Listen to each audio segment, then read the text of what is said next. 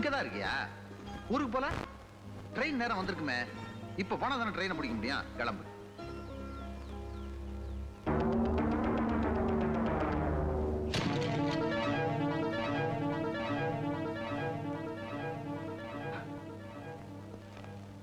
Doctor, என்னாச்சு உங்களுக்கு? ஏன் அதை உடைக்கிறீங்க? ஏன்? நீ வச்ச செடியா?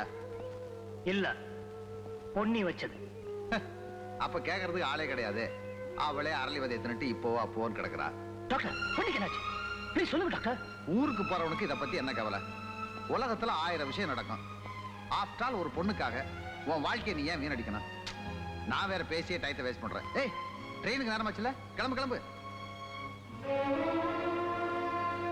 மனுஷனோட உடம்ப பத்தி தெரிஞ்ச அளவுக்கு மனசை பத்தி தெரியல டாக்டர்.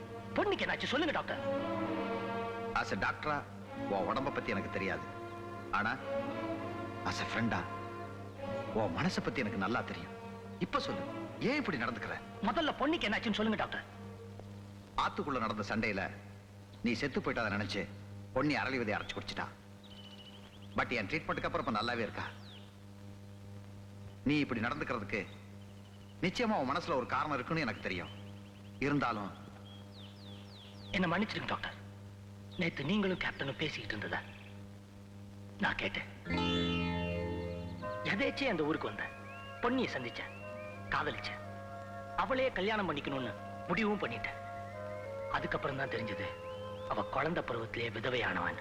ஆனா ஒண்ணு மட்டும் நிச்சயம், அவ வாழ்ந்து கெட்டவளா இருந்தாலும் கூட அவதான் என்னோட வாழ்க்கை துணை. அதுக்காக கேப்டனோட உயிரை பலி கொடுக்க நான் தயாரா இல்ல டாக்டர்.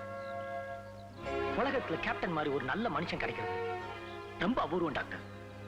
அவர் நல்ல மனசுக்கு அவர் ரொம்ப நாள் வாழணும். அவர் பணத்து மேல எங்க மனமேட அமைறத நான் விரும்பல. என்ன வெறுக்கிற மாதிரி நடந்துக்கிட்டா எங்க பிரச்சனையெல்லாம் மறந்துட்டு உங்களோட ஹாஸ்பிட்டலுக்கு வருவாரு.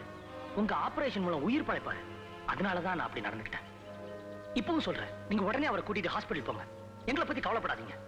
வாழணும்னு விதி இருந்துச்சுன்னா நாங்க எப்படியும் வாழ்ந்தே தீருவோம். அசோக், உன் ஃபீலிங்ஸை நான் மதிக்கிறேன். ஆனா ஒண்ணு மட்டும் ஞாபகம் வச்சுக்க, நான் எனக்காக எதுவும் பண்ணல.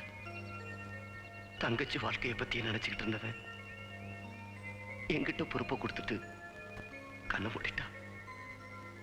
அவனோட கடைசி ஆசையை நிறைவேற்றுற நிலைமைய என்னோட சாவுக்கு முன்னாடியாவது கண்டிப்பா எனக்கு கொடுப்பேன் நான் எதிர்பார்க்கிறேன்.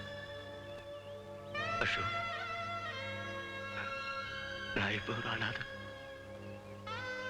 இந்த அனாதையோட சாவு இன்னொரு அனாதையை உருவாக்கிடக்கூடாதுப்பா. என்ன மன்னிச்சிருங்க கேப்டன்.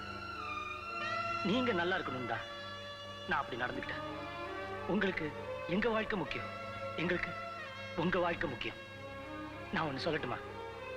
நாங்கெல்லாம் இருக்கிற வரைக்கும் நீங்க அனாதை இல்லை கேப்டன்.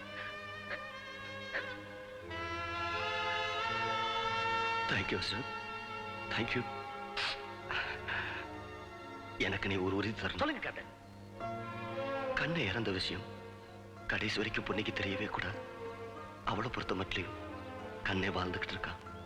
என்னைக்காவது ஒரு நாள் அவளை தேடி வருவாங்கிற நம்பிக்கையில அவ இருக்கணும். கேப்டன், இன்னொரு முக்கியமான விஷயம், இவங்க வாழ்க்கை ஆரம்பிச்ச பிறகுதான் கண்ணனோட வாழ்க்கை முடிஞ்ச விஷயத்த பொன்னமாட்ட சொல்லணும். முன்னாடியே தெரிஞ்சா பொன்னியோட வாழ்க்கை அழிக்கிறதுக்கு பொன்னம்மா என்ன வேணாலும் செய்வா. You are correct. அப்போ இன்னைக்கு ராத்திரி பொன்னியை கூட்டிக்கிட்டு நாம இந்த ஊரை விட்டு கிளம்பணும். பொன்னிக்கு இந்த விஷயத்தை உடனே தெரியப்படுத்த. நான் உடனே கிளம்புறேன். இப்பதான் பொன்னி ஒரு பெரிய ஆபத்துல தப்பிச்சிருக்கா. உன்னை பார்த்தா ரொம்ப குஷியாயிருவாளே. ஏய், ஜாலி தானா? சும்மா இருங்க டாக்டர், எப்பவுமே உங்களுக்கு கிண்டல் தான்.